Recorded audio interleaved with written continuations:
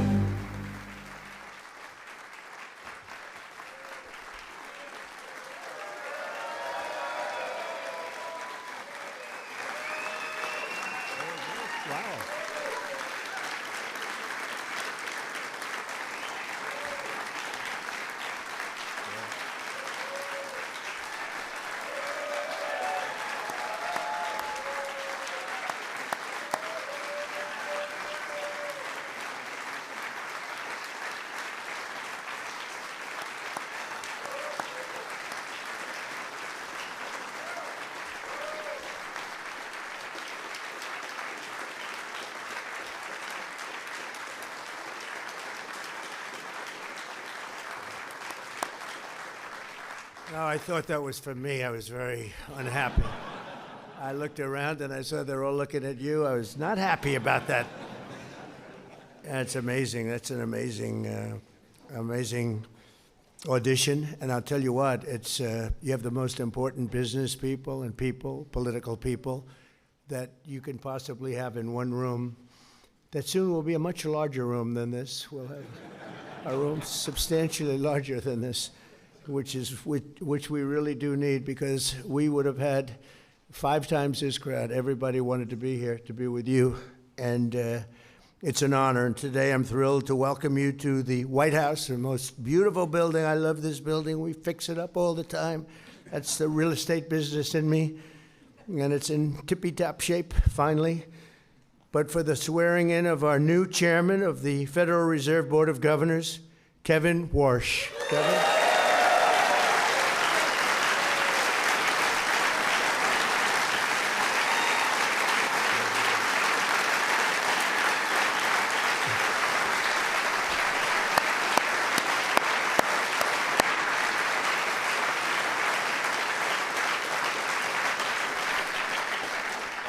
And I expect he will go down as one of the truly great chairmen of the Federal Reserves that we've ever had. I really believe that. I think he's got abilities that very few people have. Covers a lot of territory, and he's respected by everybody, and that's so important in that position. Congratulations to Kevin and to his wonderful wife, Jane. Jane, thank you very much. Fantastic. And to your very beautiful family. You have a beautiful family. Congratulations. It's a big deal. We're honored to be joined by some incredible people. Our Speaker of the House, Mike Johnson, who is doing an unbelievable job. Mike, thank you very much. He's working very hard on the Save America Act, but I will not say that. He'll get it done, too. He gets everything done. Thanks, Mike. Supreme Court justices, and they are great, Clarence Thomas and Brett Kavanaugh. Okay.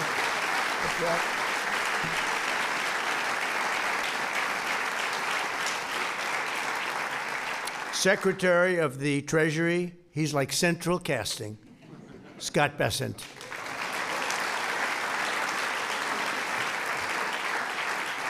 If we do a movie on, someday we're going to need a Secretary of the Treasury. We're starring him, I think. We'll put him in there, right? He's done a good job. Secretary of Agriculture, Brooke Rollins. Brooke, thank you. Secretary of Commerce, Howard Lutnick. Thank you, Howard. Secretary of Transportation, Sean Duffy. Thank you, Sean. Acting Secretary of Labor, Keith Sonderling. Keith. CIA Director, John Radcliffe. Thank you, John. OMB Director, Russell Vogt. Russell, thank you, Russell. White House Chief of Staff, Susie Wiles. Director of the National Economic Council, the other Kevin. I was, they kept talking about Kevin, and he's a good man you're going to be working with, Kevin Hassett. Director of the Federal Housing Finance Agency, Bill Pulte. And thanks as well. We have so many political leaders, and I just see a few. And you have Tommy Tuberville, soon to be a governor, right now a very successful senator. Dave McCormick, who's a phenomenal guy, wherever you may be, Dave. Wherever you may be.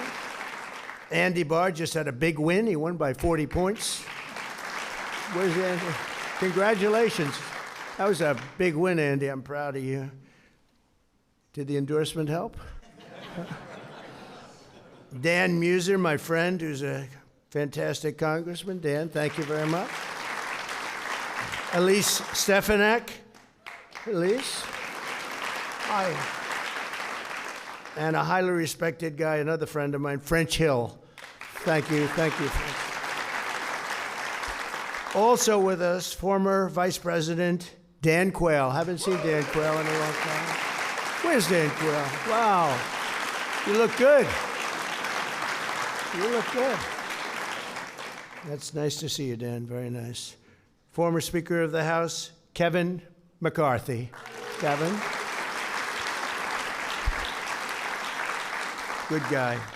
Former Secretary of State, Condoleezza Rice. Highly respected. Highly respected by everybody. Me too. Former Governor Glenn Youngkin, done a great job. Great governor of Virginia, and they try and take it apart as fast as they can, but you did a really fantastic job. Thank you very much, Glenn. And many others, tremendously distinguished, the biggest leaders of business and the biggest leaders of politics, other than the ones we mentioned. This is quite an assemblage of talent. I see the Southern District over here. Will you stand up, please, Southern District? Jay, stand up.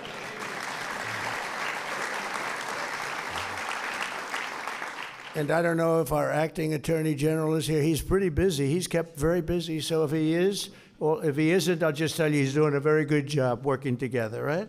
He's doing a great job, actually. So no one in America is better prepared to lead the Federal Reserve than Kevin Warsh. Kevin received a degree in public policy from Stanford University and then earned a JD from Harvard Law School. He studied under the renowned economist Milton Friedman and was mentored by the legendary Secretary of the Treasury and Secretary of State George Shultz, all legendary names, really. Kevin has worked at the highest levels of the financial world as an executive in the private sector. He did very well, and he served at the highest reaches of government as a senior economic advisor in the White House. He knows the White House very well. He's walking through the White House. He's pointing things to me that I didn't even know. At the age of 35, he became the youngest ever Federal Reserve governor. For the past 15 years, Kevin has been a fellow at Stanford's Hoover Institution, and his credentials really are second to none when you hear them, and there's plenty more. I know that Kevin has the deepest respect and reverence for the institution he will lead starting today. We're so lucky to have him. The Federal Reserve is a pillar of the world financial system and the most important central bank anywhere in the world, with a history stretching back more than 100 years. It is truly the institution that's most looked to and most respected, and it's now taken on a new and even higher respect, in my opinion. And honestly, I really mean this. This is not said in any other way. I want Kevin to be totally independent. I want him to be independent and just do a great job. Don't look at me. Don't look at anybody. Just do your own thing and do a great job, okay?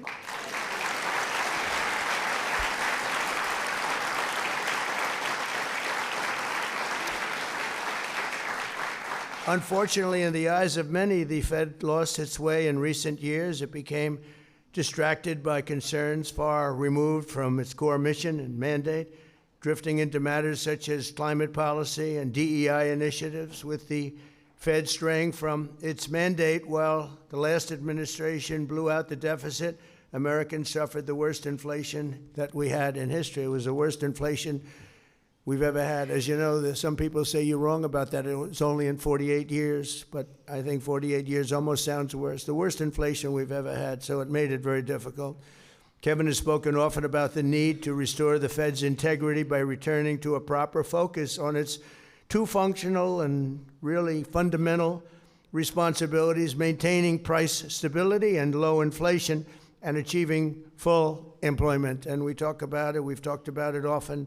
And right now we have the most people working in the United States than we've ever had. We have never had as many people working right now in the United States. And it's something that I like to say, and it's been pretty much that way ever since I've been president. When I go back to the first term, I had those numbers too, and I kept them. And we've done things that are really amazing, but we can bring it to a new and higher level with Kevin. I think we can bring it to a level that nobody ever thought possible. By following through on this vision, Kevin will restore confidence in the Fed, which is so important, and among Americans all across the political spectrum and people from all over the world. And they're going to be looking to Kevin, probably and possibly more than any other person that's had your esteemed position before. I think that's true, Kevin. You got a lot of people watching. I fully expect that with the greatest Fed chairs before him, Kevin will safeguard the Fed's integrity. They'll make their own decisions and hopefully make them well, but they'll be listening to Kevin all the way. I really believe that. Even if they're from a somewhat different persuasion, they're going to be listening to him out of respect, because everybody respects him. Thankfully, unlike some of his predecessors, Kevin understands that when the economy is booming, that's a good thing. We don't have to go crazy. Just let it boom. We want it to boom. We want it to be like nobody has ever had before, because we do have some debt we'd like to take care of. And the way you do that is through growth. We're going to grow our way out of it so fast. And Kevin's somebody, and I feel strongly also, we don't want to see it stifled. We want to stop inflation, but we don't want to stop greatness. And so that's really a very good thing, a very positive thing, and that's what he's looking to do. He's looking to do positive economic growth. It's so important. And as we discussed, economic growth doesn't mean inflation. It can be just the opposite, actually. But economic growth does not mean inflation. You don't have to stop the world because you're doing well. Kevin's also said that he'll bring much-needed reform and modernization, transforming obsolete data collection methods, rolling back reliance on inaccurate models, and curtailing the Fed's practice of issuing so-called forward guidance. They want to do things on that. I guess it's a little complex subject, but it's something that Kevin knows about better than probably anybody here. He has the temperament and leadership abilities to foster collaboration among the entire board, and I know he will welcome robust debate. In his mission to keep prices stable and employment high, Kevin will have the full support of my administration. Every one of these people felt, including Kevin, by the way, felt so strongly about this choice. And we have no doubt, we have absolutely no doubt. So important, too. So big, so important. I just turned on the television. I want to see how the stock market's doing today. Stock market's up 600 points. That means they like you. If they didn't like you,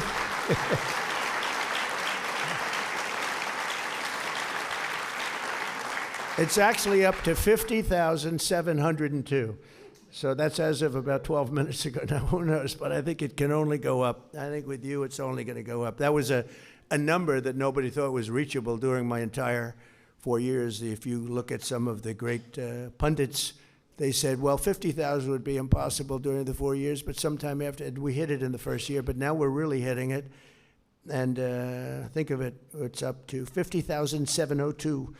And S&P likewise set a new record today. They both set new records today, and boy, that's something good. But you're going to bring it to a much different level, believe me. It's good, but it can go much better, and that's what I think you're going to do. In my first year, we passed the largest tax cuts in American history, the largest regulation cuts in American history, and the largest spending cuts in American history, all things that are so important to greatness. And last year, we slashed the budget by almost $500 billion. At the same time, our military was at $1.2 trillion, and we'll be doing the one thing we are going to be doing is, and we build everything in America. We build it here. It's jobs, jobs, jobs, but it's also strength strength. We're going to be submitting a military budget for $1.5 trillion. We have the greatest military in the world. I built it during my first term.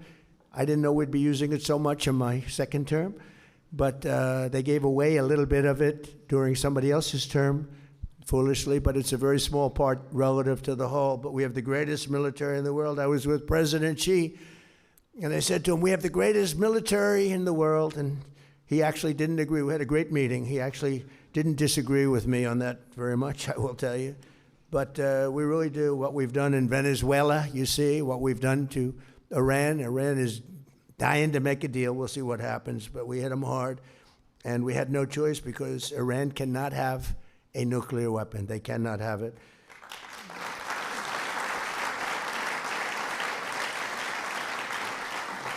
So I promised to cut 10 old regulations, as you know, in my first term, for every new regulation. If you put a new regulation in, that's fine, but you had to cut at least 10.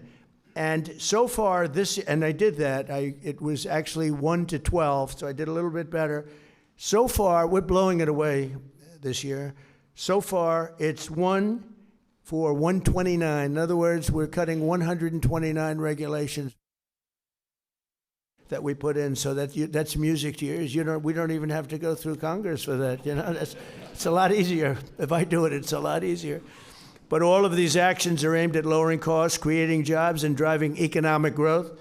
Jobless claims recently hit the lowest level since 1969. Under our leadership, 5 million people have been lifted off of the food stamps. Think of that, just in a short period of time. More Americans are working today, as I said, than ever before. And very importantly, 100% of the net new jobs under this administration have been created in the private sector, which is a number that nobody's ever achieved. Think of that, they're all in the private sector, and we did get rid of a lot of government jobs. You had jobs where there were 10 people for every single job and every single event, and they were doing all the same thing, or they weren't doing very much. And they didn't like me for a while, and now they're all working at private sector jobs, and they're making double, triple, quadruple the pay, and they're loving life, and they're loving going to work. And it was a painful experience cutting that many people from the federal government, but it's been amazing, and you just can't have that. You can never make a country, as I say, great again if you're going to have all government jobs. We're all private jobs, and the jobs are coming. We're building more plants, more equipment than anybody any president's ever done, any administration's ever done. And the number I like the best is we have $18 trillion being invested in the United States for 11 months, not 12. We haven't gotten the results from 12 yet. We're pretty new. But in 11 months, we have $18 trillion being invested, with a T, being invested in the United States. And the record was $3 trillion many years ago by a different country that I actually just left. Starts with a C, but we have, and that was 3, and we're at 18 trillion. We're building factories, car plants, everything, AI, everything, all over the country. Nobody's ever seen anything like it. And I have to say, I have to give the credit to I used to say it was my favorite word of all, but I got in such trouble because when I said tariff is my favorite word, the media went crazy. They said, what about your wife, your family? What about God? What about religion? So I said, okay, good. I'll make it my 5th favorite word, right? But because of tariffs, we have tremendous amounts of, the car companies are all coming back. They left us for 35, 40 years. They left us. We will have 50% of the chip making capability of who that man right there is. Let's stand up, will you please?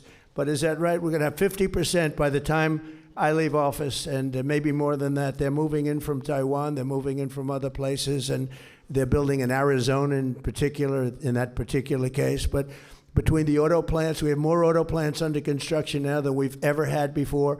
We went many years and there was no plant built. And it's all due to what we did with tariffs, I guess November 5th, but all because of the tariffs and what they've done, used properly, used judiciously. So it's really something special. So we have all these plants under construction. They'll be completed over the next year and a half, and you're going to see numbers like we've never seen in this country before. No country has ever seen the kind of numbers you're going to see. And we have some of the people in this room, I look at them, some of the geniuses that are building those plants. You know, a plant used to cost, if you built a shopping center, it would cost $50 million a nice center, but $500 million a giant, beautiful center. These people are investing. You're going to have to look in $50 billion on a building for AI. $50 billion. I say, how big is it? Well, it goes 3 miles by 5 miles. In other words, you drive 3 miles, 5 miles. But it means jobs, and it's got tremendous potential for a lot of things. But when you talk about growth, no country will see, and you'll start to see that very soon, no country will see the growth that we're going to experience, and that we're already experiencing, but that we're going to experience. And one of the things that you see early on is we have the highest number of construction jobs we've ever had, and that's because they're building all of these plants, the auto plants, all of these plants are being built, including medical. Medical is pouring back in. Eli Lilly and so many of they're building 6 major plants. They're going to make almost all of their medicines here. We learned during COVID, it's not good to be held hostage by foreign countries. We're building all of these plants here. Lilly, Pfizer, all of them, they're all building tens of billions of dollars worth of medical plants. We're going to have almost all of our medicines made in our country, which is a really good thing to have. During 4 years of Biden, our country secured less than $1 trillion. Think of that, though, and we're doing $18 trillion, and everyone's talking about that because nobody's ever seen anything like it. And a short time ago, and I say this often, the King of Saudi Arabia said to me 2 years ago, he said, I was over there, and by the way, they invested $2 trillion, but I was over talking to him, getting him to invest a lot of money in our country, and he said, you know, President, 2 years ago you were a dead country, and today you're the hottest country anywhere in the world. We're the hottest country anywhere in the world, and we're going to need guidance, and you're going to give us that guidance. But all of the things that we've done, numbers that have tripled and quadrupled, and we need a really steady hand at probably, maybe in many ways, the most. I don't know, I have 2 great justices of the Supreme Court here, so I have to say, I don't know which is more important, being a justice of the Supreme Court or your job. I'm not sure about that. I'm not sure. I think I'd rather be a justice between you and I. It might be easier. You're going to find out. You'll be saying that. Well, that's a very easy job. With the support and strong and wise chairmanship at the Federal Reserve, so important, America's future will truly be unlimited with Kevin at the helm. And he's off to an incredible start with his family, with his education, with his background, with all of the things he's done. He's respected by everybody. So important is to have that level of respect where you can walk into a room and people will listen to you, as opposed to walking into a room and not having that kind of persona. He has a persona like nobody else. So I just want to say congratulations, Chairman Warsh. You are really a special person in getting this job. The people that wanted this job, the most highly trained, highly educated, some of the greatest credentials I've ever seen.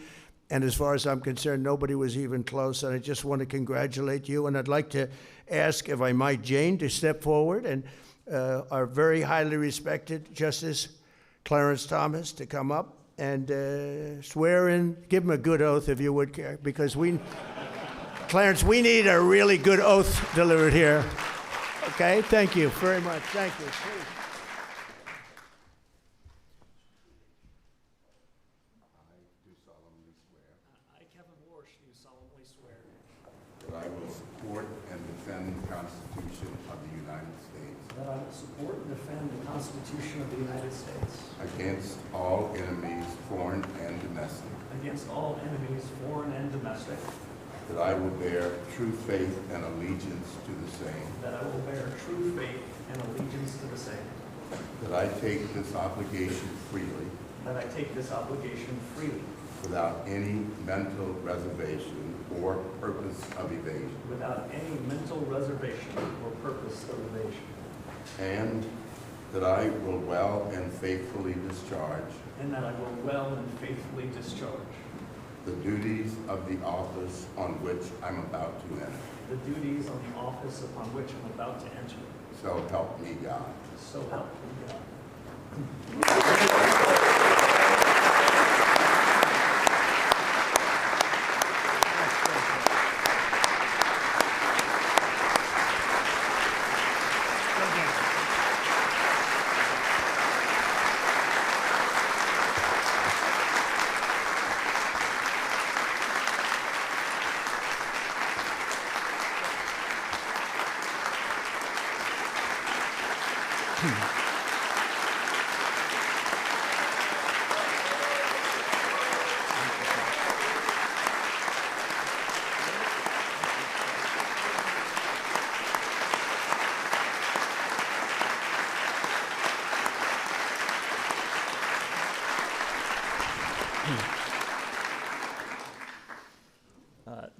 Thank you, Mr. President. This is above and beyond. It is such an honor for Jane and me to have this ceremony here in the East Room with you, sir. I couldn't ask for a more beautiful setting or more gracious welcome, and I am grateful. I recognize, as the President said, that ours is a time of great consequence. It's also a great honor for me to have the oath of office administered by one of the great and longest-serving public servants, a brilliant and independent thinker, a man dedicated to our Constitution, and no less important, a joyful and collegial presence on our highest court, my esteemed friend, Justice Clarence Thomas.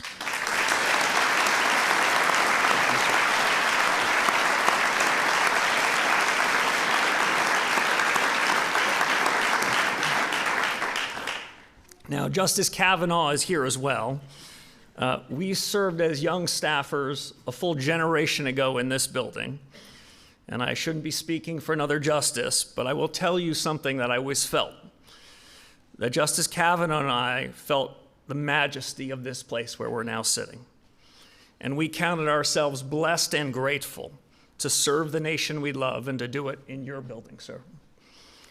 And of course, I must thank Leader Thune, Chairman Tim Scott, and his fellow members of the Banking Committee who saw me through the Senate confirmation. My whole family and I are joined by many others here today who I'm honored to call friends and colleagues, mentors, confidants. Their presence means a lot to me, and I think it means a lot to the President too.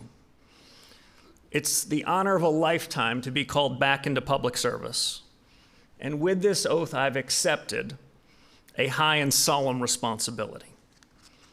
At the swearing in of Alan Greenspan at this very place in 1987, President Ronald Reagan called the chairmanship of the Federal Reserve a, quote, great role in American life. I've known 5 of my predecessors in this job, some of them quite well, but Chairman Greenspan was the first to tell me and show me what this role demands.